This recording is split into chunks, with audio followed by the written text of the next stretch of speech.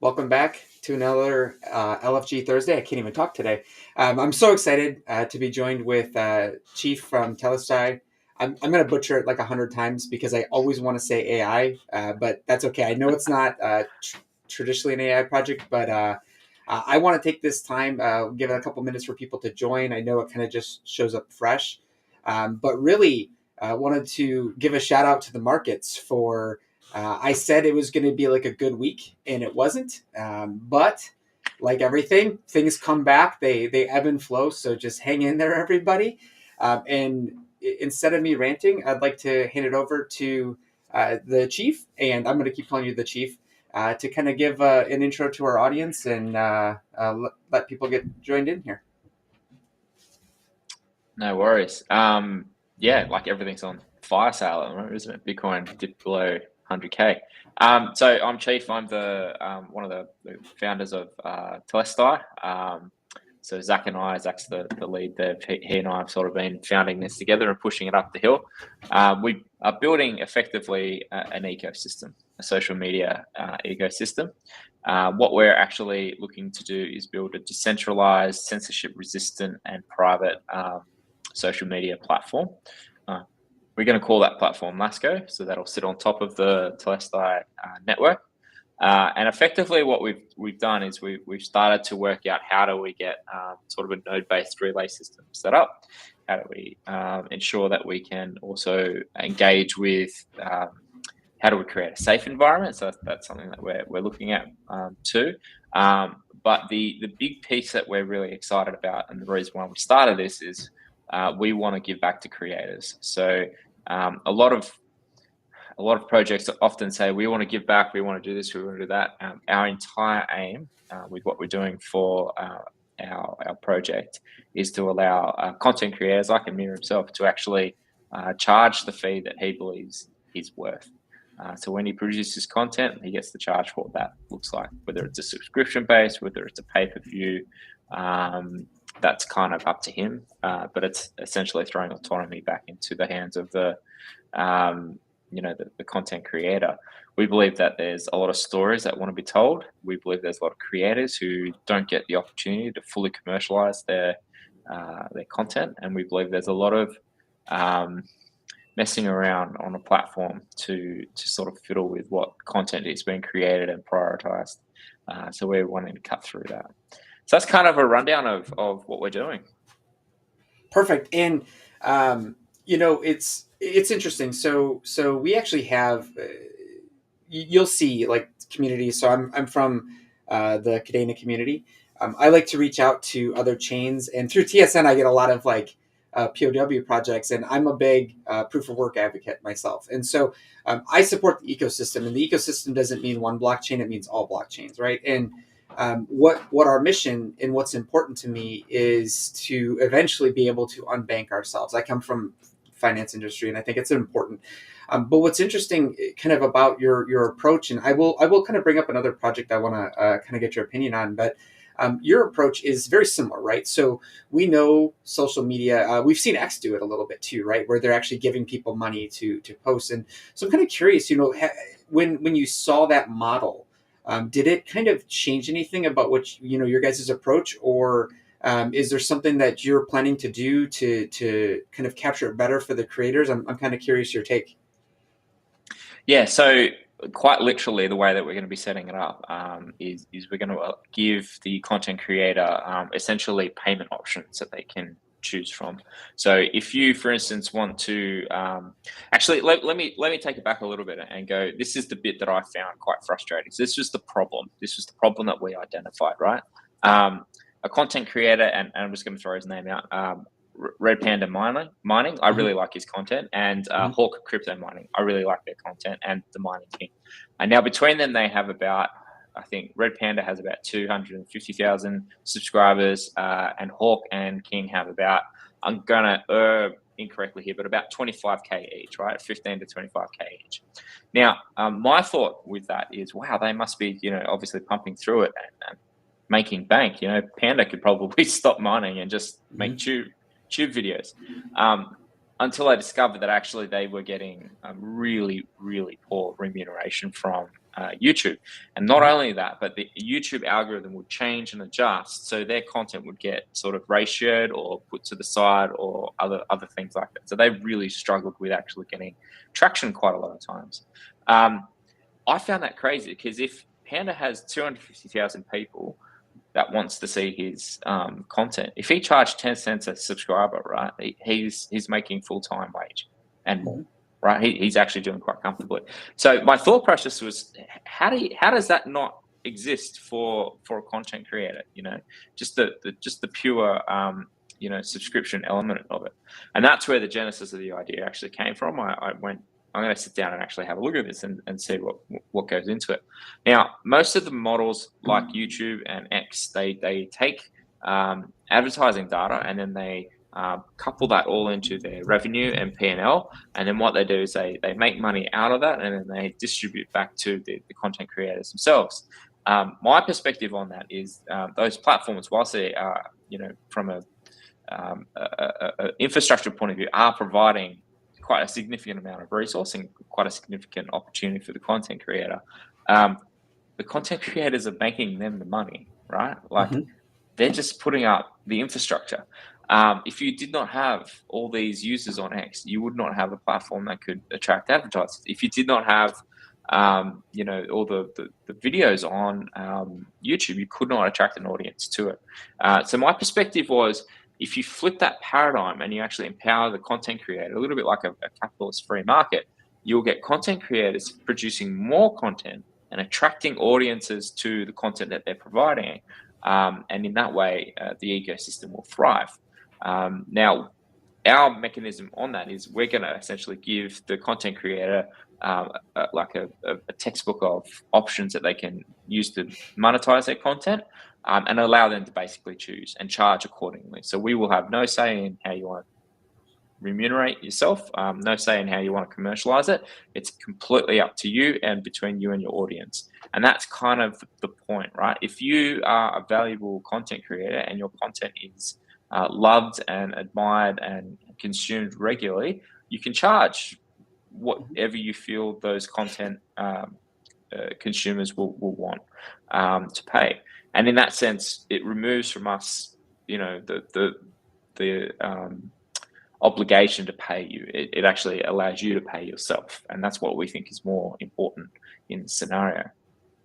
And I think so I was going to push this question. I usually don't do questions early on, but I think it follows in kind of what we're talking about right now. So I'm going to just get to it. So how are you planning to compete with free end user products like social media? It seems hard. Before you answer that, because you kind of talked about it already, right? You talked about a portion of that, but I get if you want to go there and it's free and you're basically fighting an upstream battle. We all know that, right? It's not easy to capture traffic, right?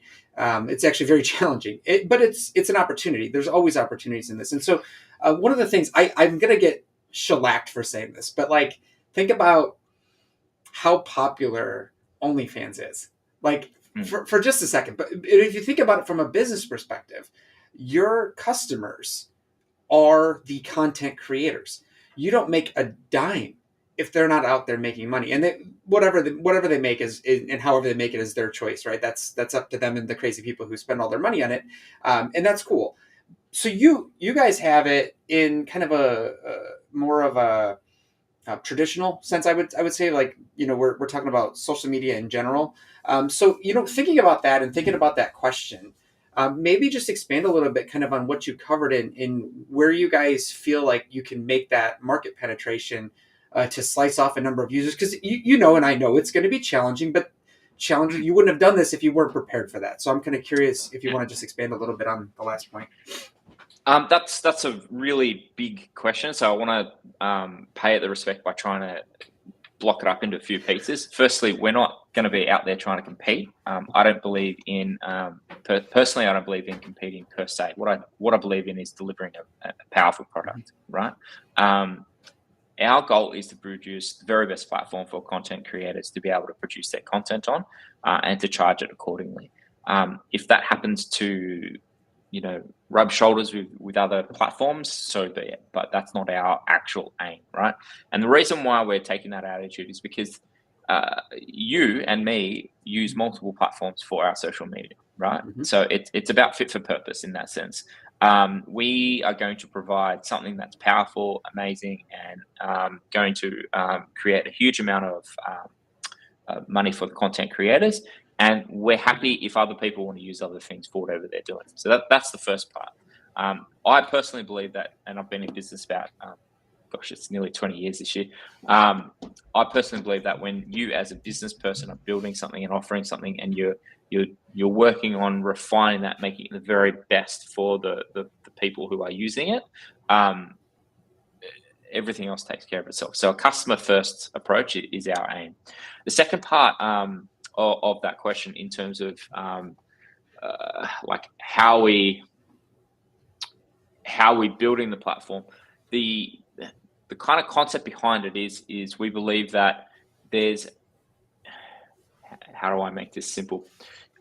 There's going to be kind of like a public sphere. So it'll be very much like your standard main node, where everyone will post as normal, right? So it'll be a little bit like Twitter or Facebook in that sense. You'll be able to put something out there, and if it's just content that you want people to see, you're not going to charge for it. People will see it, right? So there'll be constantly content being produced and created, right? That people are very happy to have free and open air. What we're trying to do is say to those content creators, when you need to actually commercialize specific content, and this is what your customers are paying for, that part is going to be kind of sitting behind a paywall, for lack of a better phrase, and that's for the the paying customers.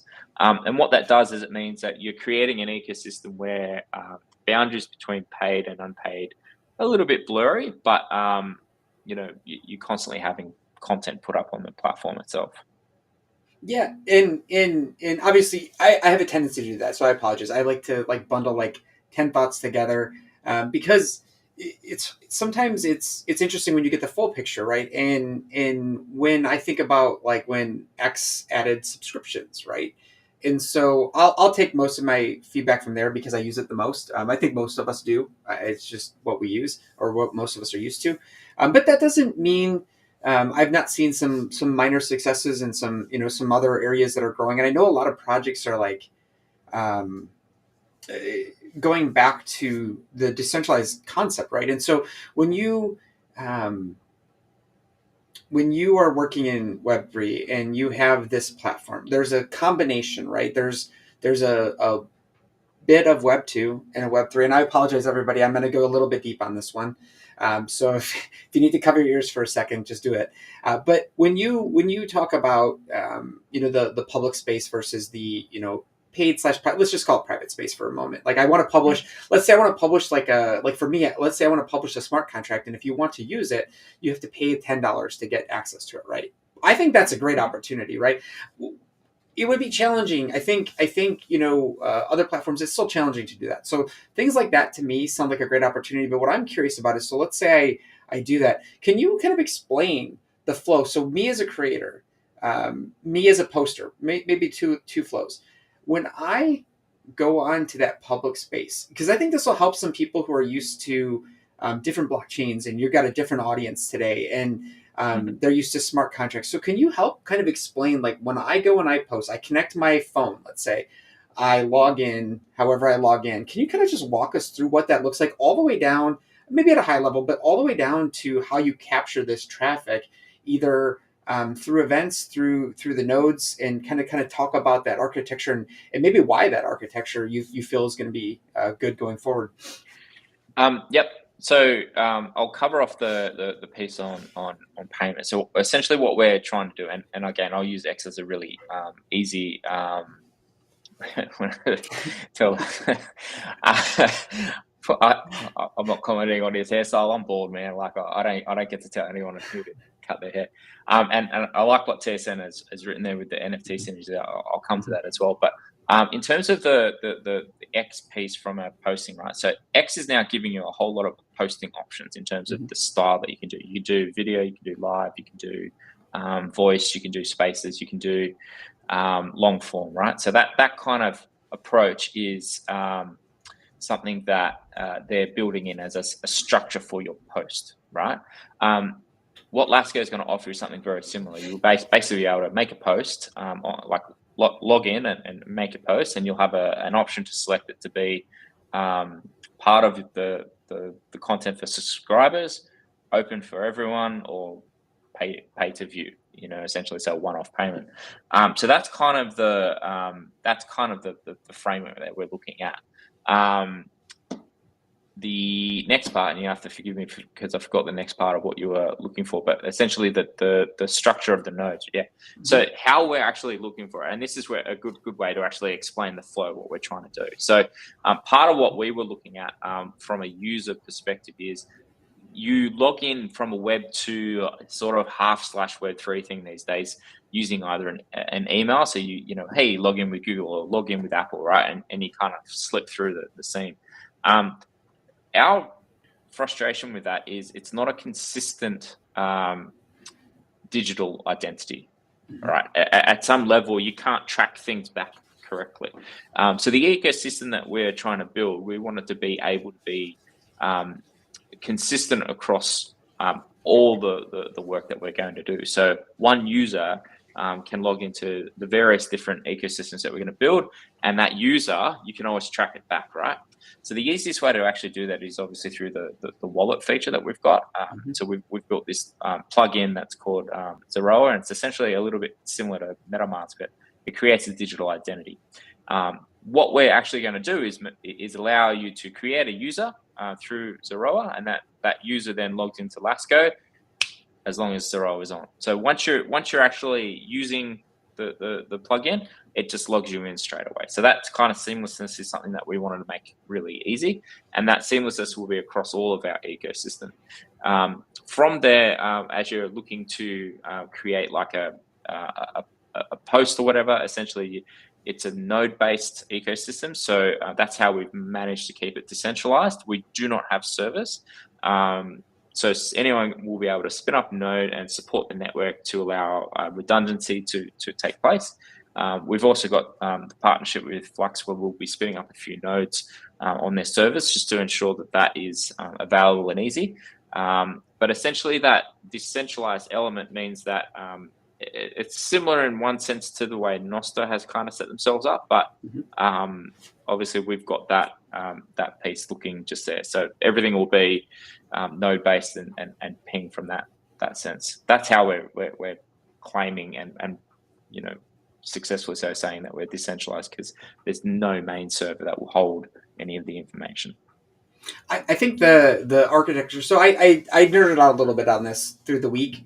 I let the team know that I would kind of hound Discord a little bit, read some of the developer docs, and I don't want to bore everybody with some of the things that I was kind of looking at. But when you think about, I was asking before. So Cassandra is kind of your storage node, right? I think I'm database / that's what's spread across the nodes at this point, right? And so if you were looking at this from like a almost a decentralized standpoint, right? So you've got your miners, you've got these nodes, and do they kind of come together, or are they a little bit decoupled? So do you? I'm kind of curious, like what the strategy for. The question is actually, what's the strategy for like the mining incentive versus is there a creator incentive, and how do these things all kind of play together? I was a little lost on that, so I'm kind of curious if you can help me out there. Yeah, sure. So one of the ways that we're going to obviously, the currency that we'll be utilizing on the actual platform will be TLS. So that's part of the reason why we've got it like that. Plus, we needed the actual wallet element. So that, actually having the mainnet is very important to that. Secondly, we also believe that miners are the bedrock of all kind of community, in a crypto sense. And it's miners who believe in a project that eventually grow that project through the use of the network, through, obviously the mission that they're creating, and then reinvesting back into that ecosystem. And I'd sort of give a nod to the way that Ethereum originally was structured. The number of miners that they had poured back into the ecosystem. Mm-hmm. And that's kind of really important. That's something that we see as fundamental. So the coin is then released into the ecosystem, and miners can actually use that to buy the content that they want, or sell it on exchange. What we're actually then doing is using that as the currency for payment for the content Awesome. creators, right? So one of the key things that we have seen in crypto is use of chain is the critical piece, right? Like you need to have the chain being used. We're going with a little bit of a fundamental thing where the TLS is actually the currency that you're exchanging for payment, but we believe that will create use, and eventually that will be the bedrock. In terms of the node piece, there won't be as yet, and that's just because we're still knitting everything together, an incentive for node operators, but we want to build that in somehow because people running a node should get something for it. We don't know what that will look like. We're not talking about master nodes either. We're just talking about actual nodes that are based in the Lasco ecosystem. So we're still kind of working out the economics of that, but we do believe that there needs to be some level of reward for them participating in that way. We just need to settle on what that looks like. But in that way, we're going to knit everything together and ensure that the node system, which is where people are posting and the mining kind of interact and engage, and that's pretty important. So could you look at it maybe from a miner's perspective? So I find projects because I want to mine something and I have GPUs, right? And so I'm always curious to kind of find out what's coming before everybody else jumps into it, right? And definitely like Red Panda, I followed him for the longest time, and I wish you almost always wish that before these guys start talking about a coin that you're mining it first. But this is it, right? So these are the opportunities for people to get out there and take a chance on things. And so I'm thinking about it, from a practical standpoint as a content creator, right? I would have to assume, so I'm going to make an assumption and you can correct me if I'm wrong, but as a content creator, if I'm getting hits on my content, am I not contributing then to the success of the miners at that point as well? And do they get any kind of fee from that, or is it just block fees? Yeah, no, they're just getting the reward for mining and then sending that coin back into the ecosystem, right? So the piece here that I think is important to kind of note is we expect a lot of, and I use this term affectionately, normies to obviously engage in the content, right? Because they're not necessarily miners. My friends are not necessarily miners, but engaged in content, right? So if they're wanting to actually use that. Use the platform and pay for the content that they're looking to consume, they'll need to actually buy it. So that's obviously a hurdle that we want to overcome. That hurdle we believe we can overcome with a fair on ramp. Again, we're leaning into what Flux afford for us there, which is relationships with people that can help us to build that in. And so that will then become a case of you come onto Lasco and you want to buy 3 subscriptions to 3 different streamers, and you basically buy that on the platform itself, and it goes into your wallet, and basically you pay it to the content creator. Now, what that will do is it'll actually create use of the chain at a wider than minor level, right? And that's where things become very interesting because when people adopt and use something, a little bit like what we have seen with other chains, you see a real kind of burst of excitement and interest and investment into that chain. Yeah, no, that was perfect. So I was just waiting to ask about the fiat on ramp, because that always gets asked, right? It's probably something that you'll hear 1,000 times a day, right?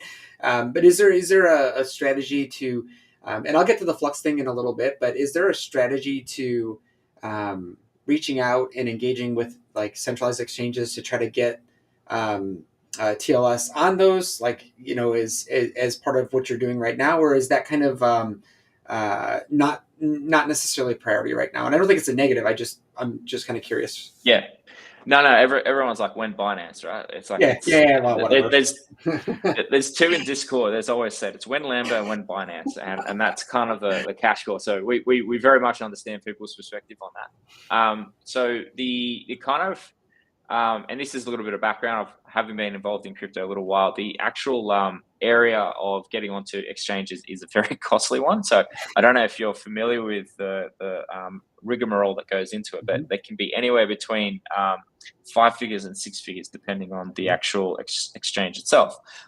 Within that, there's also market making requirements, and then there's liquidity requirements as well. So usually it's an investment of, I'm going to say, minimum 20,000 plus, and then mhm, quite easily ramps up to 50, 60, 80,000.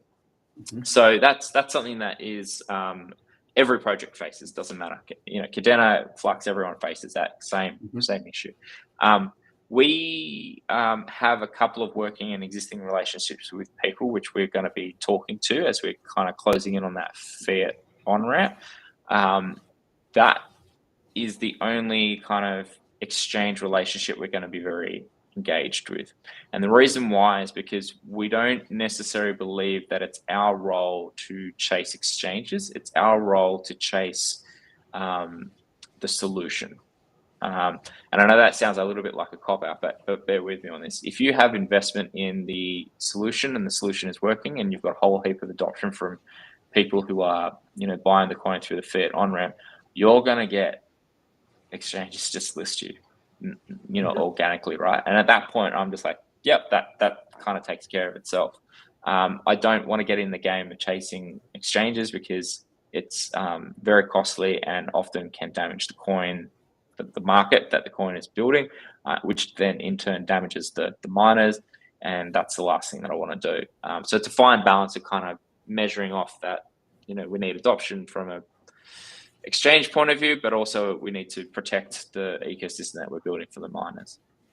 Yeah, no, I'm very unfortunately I'm very familiar with that process, and as I've talked about it before, when we had Kevin from Coinmetra on here, it was interesting. So they try to list more quality projects, right? And you've got like exchanges like Coinbase who would only list certain projects, and now they're only listing meme coins. So it's the whole Yeah. thing is just doesn't even make sense, and you kind of have to everybody has to kind of temper their expectations. It's interesting. So when people come in and say when Lambo, once I've dealt with all that too. Every project has, right? And what's interesting is the commitment to get to that point could tank the project before the project is even matured. Correct. And Yeah. I can understand that. I understand from an investor standpoint in like the degenerate side of our space. I get it. They want today access, all that stuff. But it's cool, right? If you as long as you're upfront, I think it's fine as long as you're upfront about it. And if Mm. anybody doesn't understand that by now, the challenges of listing on an exchange are real. Like it's not fake. This isn't being made up. It does, I don't care what anybody says. I've gotten quotes that are outrageous. I mean, you're talking about projects that have $100,000 to $200,000 in liquidity, and an exchange wants that much money just to list you. You're just kind of like, that's not going to work. That's going to tank our price, and everybody's going to be mad. So I think it's great. I think you keep being honest about it, and if people don't like it, let them go do their thing because they're not going to be participants, right? They're going to just be noisemakers, and you do need some of them. But just from me to you, it's interesting. It's I think your experience and what you said resonates across everything I've ever seen. So, and I've been in the space long enough that I have to shave my beard now because the damn thing's all gray. So, um, I've been in it for 2 weeks, so it's already fully gray. It's great. Yeah. So, Yeah. you know, let's change it up a little bit. Let's talk about the I don't know that I'd call it the technology because it's not necessarily a technology question, but what do you view from a privacy standpoint? Can it kind of cover like what does that model look like for you guys from the chain to the front end to the for the users? What do they kind of get to expect on that front? So the key piece is going to be no KYC, obviously. So you can start a account. Um, Awesome. the benefit to starting an account and maintaining that same account is that all your content is tagged back, right? So you don't need to prove that you made the content, it is actually sourced. So that's what we call digital provenance in our kind of space, or like that's a term that we're wanting to get people more familiar with. We believe that posts, content, whatever it might be, should be able to track back to an original creator.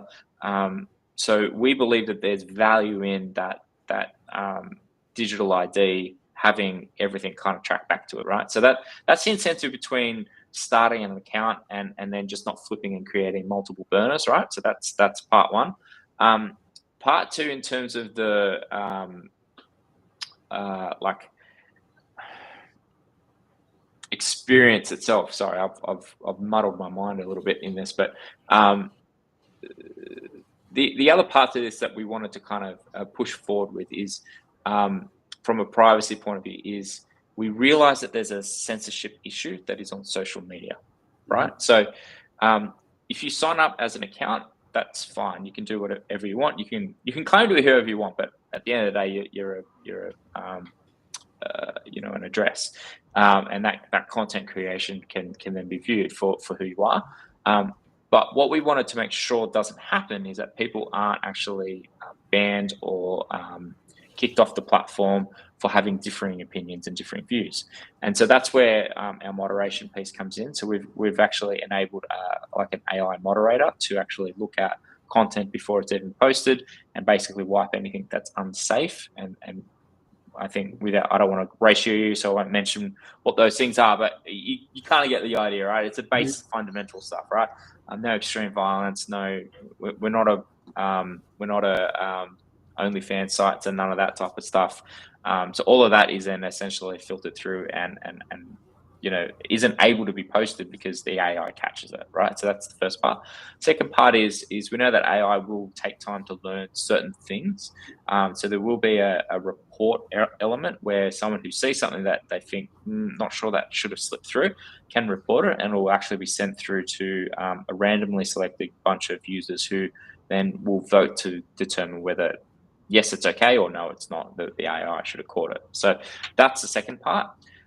From a privacy point of view and sort of moving forward with that, what we're actually doing is also building what we call the creators bubble. So one of our devs is also very passionate about privacy. What the creators bubble will do is actually be an operating system that plugs directly into the Telestai ecosystem.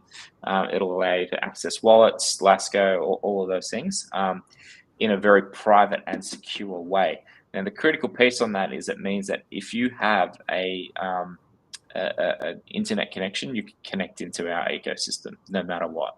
You can't be IP blocked. That's the kind of critical piece, right? Mm-hmm. So that element of privacy and also censorship resistance means that you can actually access our ecosystem all the time. We believed that was really important because one of the things which we've discovered in the creation of our community is certain people can access Telegram but not Discord. Certain people can access Discord but not Telegram, and any number of different, elements to that. That's crazy. How can you limit people's ability to use an app? Like, that's just nuts. So we're just gonna tackle that head on and just go, yeah, that's going to get tackled with the creators bubble. So yeah, we're pretty passionate about that. No, that's awesome. And yeah, we were just talking about that the other day, like people in Turkey getting blocked on Discord, but they can use Telegram, and I'm like, in what world does this stuff make sense, right? And so, no, it's actually good for the times, right? We're living in a weird time right now where it seems like a portion of the world is like pro restriction, and there's a growing movement for pro no restriction, right? I've always felt if you give guardrails to people, maybe some very minor guardrails, most people, the majority of people, will follow the rules. But there are fringe people on both sides who will never follow the rules. And what I see is we're creating all these rules right now to handle and tackle that small subset of everybody at the expense of everything. And so it's good. It's tough and challenging. And I'll say it myself. It's very tough to create a platform where you're not restricting things like heavily. And on that front, for the AI mod, I had made a note right before you said I had made a note because I knew I was going to ask about it. Um, and then you brought up, which is perfect. You read my mind. So did you guys kind of design the logic for that, or are you kind of working with another company to kind of help design the logic behind your AI moderation?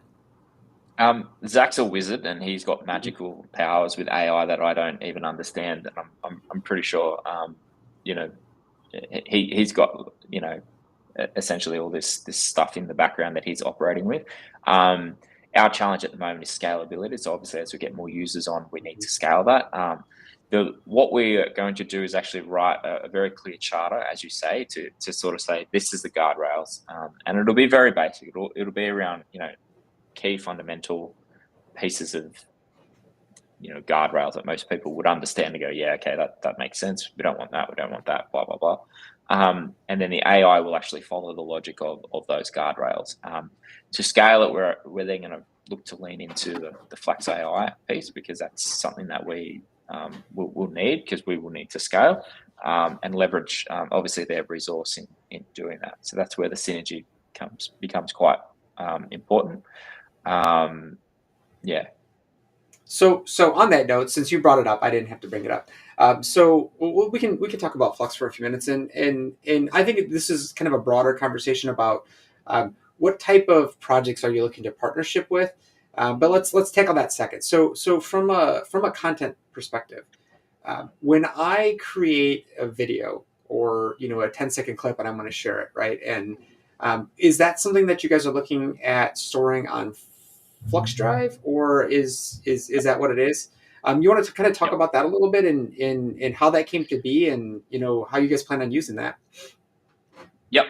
So great question. We have started with text space at the moment because it's obviously the lightest Of course. and the nodes can carry that quite easily. So there's no load on the nodes at the moment. That's unbearable. So we've gone down that path, but we know that obviously the majority of content is multimedia based at some level, right? So it's either image, heavy image, or video, right? So we obviously saw that as a hurdle to jump. Um, we also firmly believed in, if you want to be decentralized as a project, you need a decentralized database. Flux were people who we'd observed and really admired what they were doing, and we wanted to partner with them for that purpose. So the background is going to look like, or the back end is going to look like, an opportunity where a content creator who wants to load videos up will be given obviously a portal to say, I want to pay for storage on Flux. That portal will go through as normal. People will pay what they require and then load up the video to their storage location. Lasco will then be able to pick that up by the user and say, yep, that content is for that user, and that user wants to launch that. So we're going to populate that and push that out post the screening from AI. In that sense, it'll be fairly streamless, but fairly streamlined, and then allow users to essentially load everything that they want on their Flux service, which we believe is one of the key pieces that Flux has wanted to do for their Mhm. project. Is they want people using their storage, and we want to be able to bring that to them. I want you to use their storage for no reason. I have no vested interest in that, but it's cool though, because I've talked to a couple of projects and on here, but way many outside of this. I've talked to probably most of them at this point. And what's interesting is it's always like, I talk about this a lot. So hive mindset, like you can't have a hive mindset. You have to figure Mm, out what you're good at and be really damn good at it. And if you can do that successfully, and you can partner with somebody else who does something else really damn good, then you don't have the headache of having to have your development team, which I will ask about in a minute. You won't have to have them chasing all these different things and distracting them from the mission, right? And I think that that's actually underappreciated, and getting projects to actually work together in this space has been it's like pulling teeth. I feel I don't understand, mm. and maybe you can shed some light on that, and maybe yeah, just freestyle Uh, it. I come from a background of loving sport, and I think what it is people fall in love with their team. There's an investment they've placed into it, and they want to see their team do well, and then they compete with other people's teams, so to speak. I think it's as base level as that. So it's just that human kind of competitiveness. It's not, as you say, helpful because we're here for a decentralized future. And so all projects moving in, all ships sailing in the same direction is much more useful than everyone kind of firing cannons at each other. So that's also why I sort of said earlier, I'm not here to compete. I'm here to build a product, Mhm. and we'll live and die on the merit of that project rather than how we're competing with other people, right? I think if crypto had more of that attitude, we would see a far faster adoption, and we'd also see a lot more people chase out some of the sort of projects that are undesirable. And what I mean by that is memes. I'm still gobsmacked at Fartcoin. It just makes no sense whatsoever to I me. don't want to know. Um, so I look at it in that light and I go that as a community, there's a lot of people that are just like, don't need that, don't want that. So as I think, and I use this term a little bit amusingly, but as the serious projects gather together and push in that same direction, I think you see some of that hangers off just kind of float into the dross. So yeah, so that's where I think it comes from. It's disappointing, but it's understandable because it's human behavior, and I think you know, we will get to a point where it moves away. But yeah, Yeah. I mean, I'm invested in other projects as well, and that's good in my mind. I've mined Cadena. I've done lots of different things, So I think it's important to support the wider ecosystem.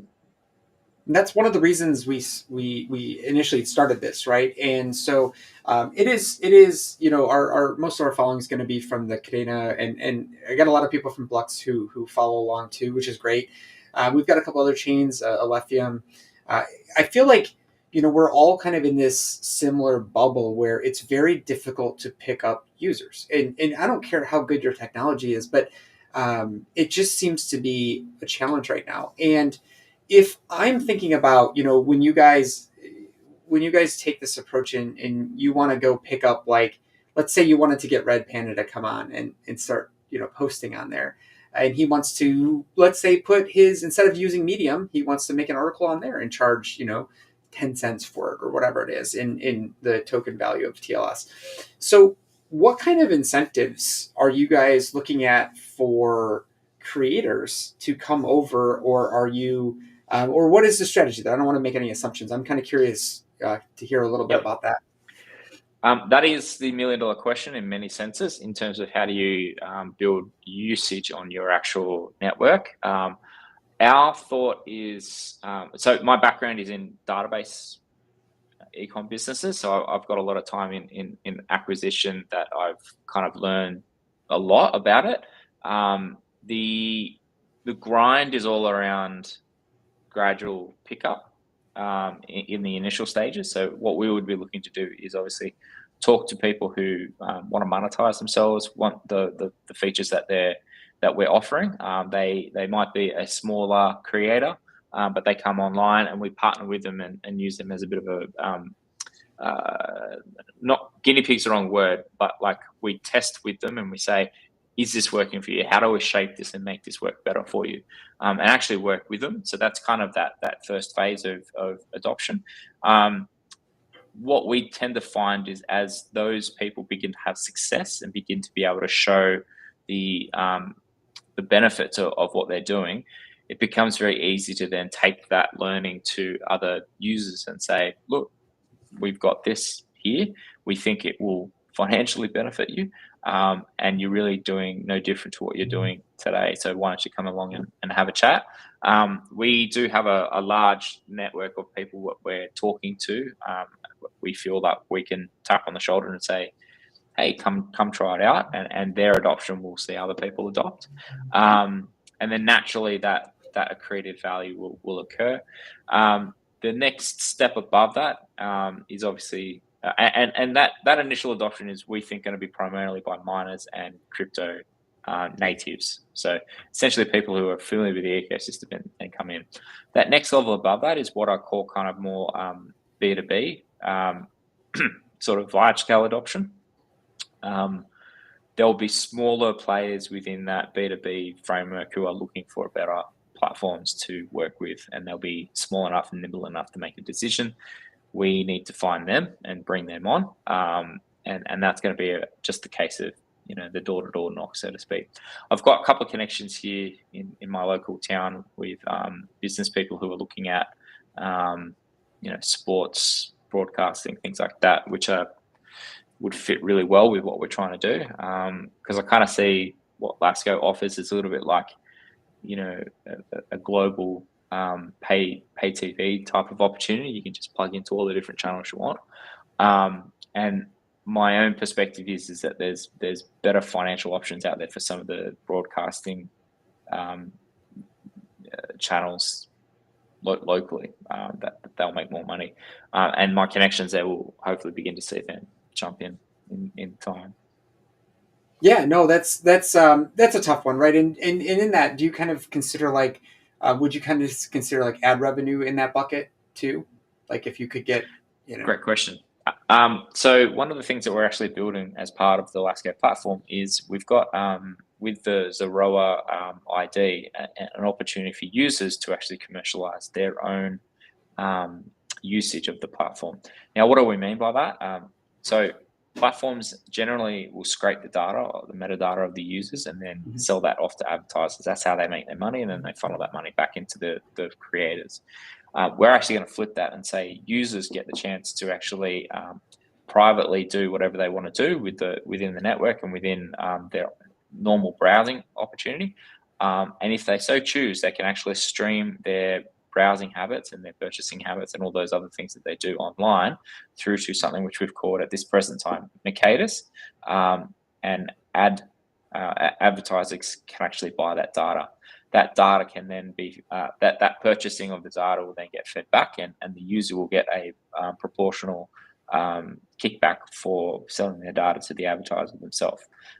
So we actually are going to bypass the advertising piece altogether, because in the sense of we're not going to be relying on advertiser revenue. So we're going to be completely neutral, which is what we believe we should be.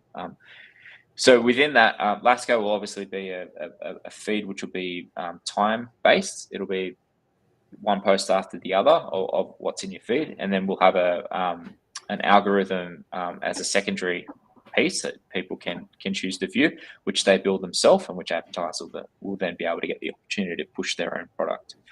So in that way, it becomes a bit of a circular ecosystem, and we actually build something which is sustainable for both the user, the advertiser, and the content creator, because all three will kind of understand how that symbiosis relates. But more importantly, it cuts out platforms that are scraping your metadata and selling it.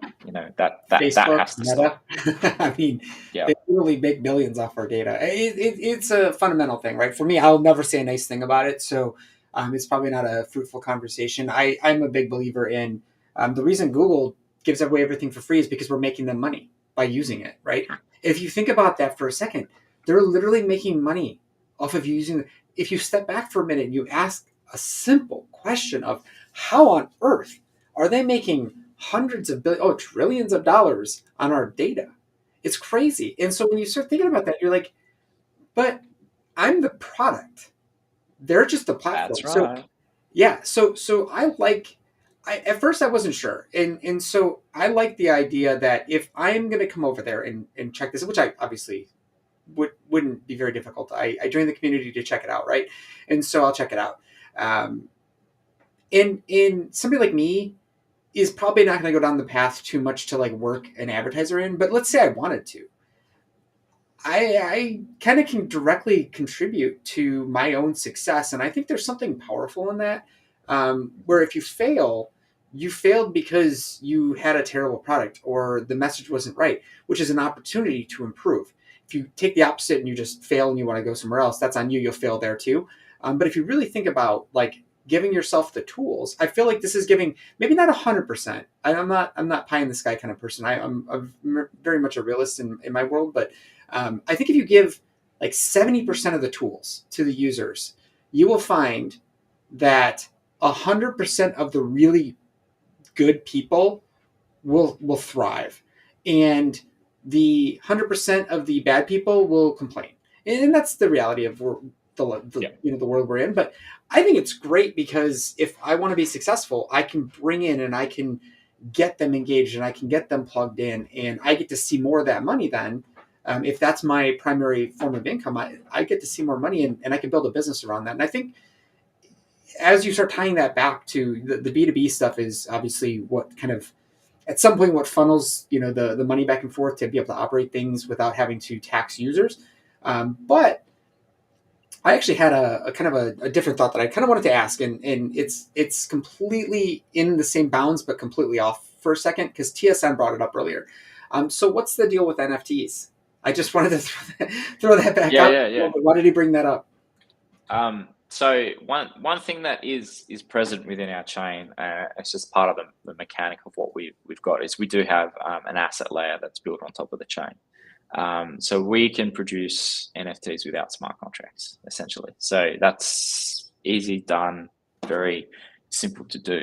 The challenge around it is there needs to be that you need to burn coin to do that, which is economically not something that I want to kind of push at the moment because I don't like TLS needs to be kind of prized and valuable, and burning coin is it's like, would you burn a Bitcoin really?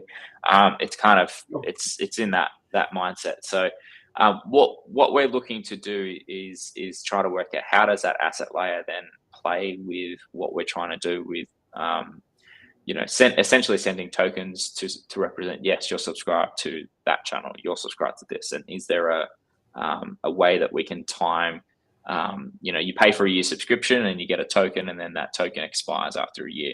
How do we actually play around with that? That's going to be kind of the piece that we're looking at.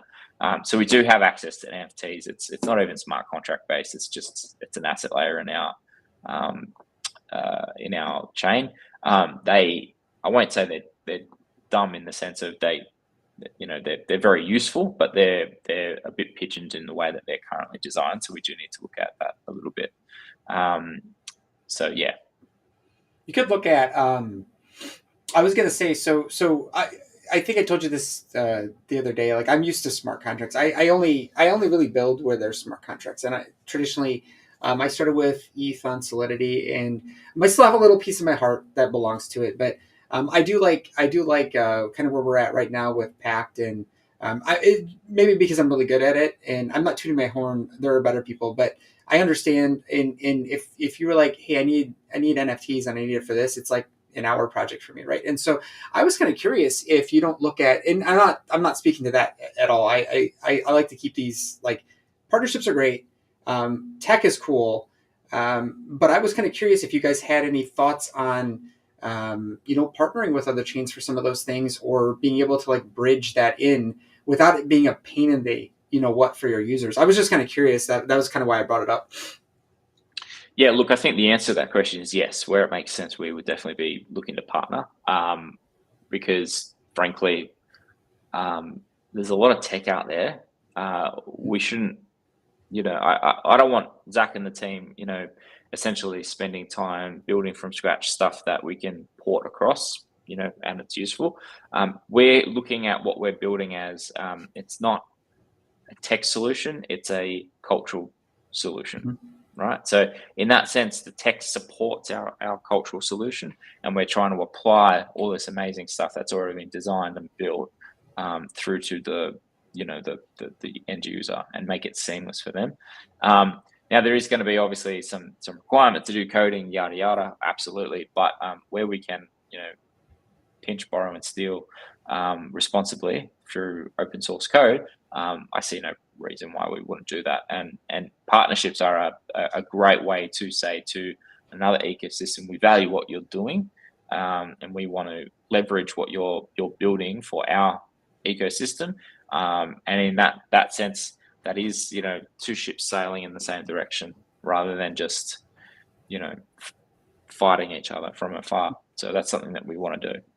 I think even you get the benefit of the broader community too, right? I think it like serves multiple purposes. So I was just curious. I'm not advocating for anything. I was just kind of curious what your thoughts were on there. And on the term of partners, I was going to bring the partner conversation up a little bit, but we got about 5 minutes. I was curious, like.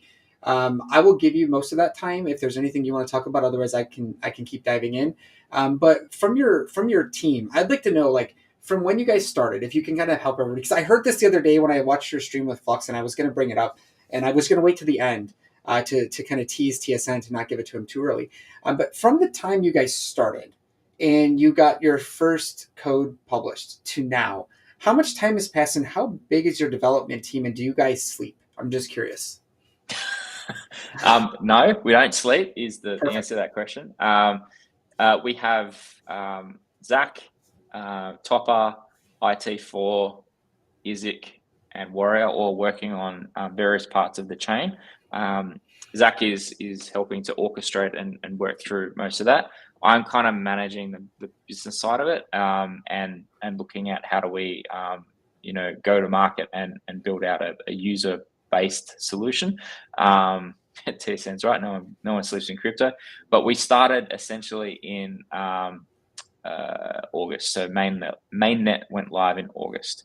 So 5 months is not even 4.5 to 5 months is basically how long we've been alive, so to speak, and building. We have effectively a fully functional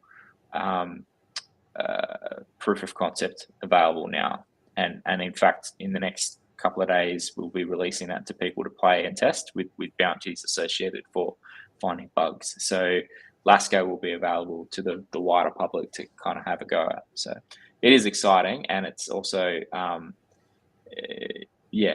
sleep depriving at the same time. It's a relief once you. I mean, the real work starts after you release, right? I mean, that's it. It sucks because you do so much work, and if you've never, like anybody listening, if you've never built anything before, it's so much fun until you actually do it, and then when we talk about not sleeping, we're not joking. Like you do give up sleep, you do give up your time. It's important to get these things right. But when you go out there and you say, we want to do this. It's one thing to say we're going to do it, we're going to get to a POC. It's another thing to actually do it. So I think it's really cool to see kind of just that little time frame. And even when I was looking at just like iterations and I like following GitHubs and stuff like that, so I can kind of see what teams are doing. I can tell high performing teams versus posers. It's very easy to see. And so I encourage, people get out there, see what they're doing, check them out. Like, it's not a small developer team, but it's not a big one, right? That's a pretty small group that can get shit done, and that's cool, right? That's important when you're trying to get to go to market, and the real work does begin after that. But that's where you get to go out there and you get to go sell this thing, and I think that's going to be. I'm curious to see kind of where you're at, in the broader ecosystem right now, where you guys will be in a year from now. I'm actually curious, and it's not like a job question, but like, what would you define then? Let's say we had this conversation next December. What would you like beat your chest on that you guys really knocked it out of the park, that you weren't sure, but like you nailed it and you're actually happy and you can sleep at night? Fully functioning video, and I know Zach's probably going to kill me by saying that, but basically users can post and stream fully functioning video and take their cut for that. Yep. Seamless, easy, done. So yeah, that's if we reach that point, I'll be very, very happy to sort of sit there and say to everyone, you want to earn some money from what you're producing, we've got the solution for you. Yeah, no, that's great. And I'm not going to try to dive us down too many more things. I'm going to say something, and then it's all yours. If there's anything you want to add, follow these guys on Twitter, follow them, go in their Discord. If I'll post some links after this, actually, if there's anything you want me to include in that too, feel free to send it to me, but I'll post some links. And my goal is to help support. I like to comment on other projects, not just the ones I work on. So you expect that support. It costs nothing. I do it because I enjoy it. I'm in this space because I enjoy what I do. And so, that mentality, I hope, helps bridge the gap when you're talking to other projects. And as we talk to other projects, we're trying to bring the attention to our ecosystem so that projects like yours aren't missed, right? And we need to get every little bit helps. And so everybody out there, like, retweet, do whatever you can, help these guys, support them. It helps our whole ecosystem. It's not just one project; it's all projects. All projects need to be successful. We're not Bitcoin. None of us are Bitcoin. We can't be Bitcoin. We don't just get billions thrown at us a day.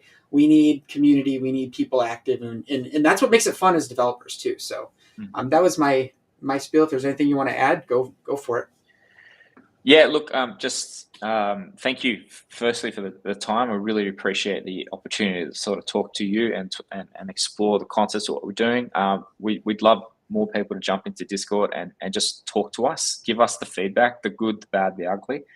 We'd love you to test and trial Lasco, which we'll be able to sort of say to people it's launching in a day or two. And then finally, if you're a miner, throw a rig on us. If you prefer not to, jump on and buy a couple of coins on ZX if you want to invest in what we're doing, because we really appreciate what people have done for us so far, and very grateful for the community support. So Awesome. Well, no, I appreciate you. I appreciate you taking the time. I appreciate everybody joining. There will be a lot of people who will watch this after the fact. And I hope everybody who watches it after the fact sticks through the whole thing, which most of you do. I appreciate that. Ask questions, engage, check these guys out. Ask me anything. I'm gonna follow up in a few months, and you better have that video cracking, man. No, I appreciate it. This has been fun, and thank you, TSN, for bringing more of these projects to the spotlight. I think that's an underappreciated service out there that he offers, and I'm glad that you were able to kind of work with Flux, and I hope more projects coming in start taking that approach too. So appreciate it, everybody. no worries. Right, and happy holidays, and we will not be here next week because of Christmas and family and stuff like that. So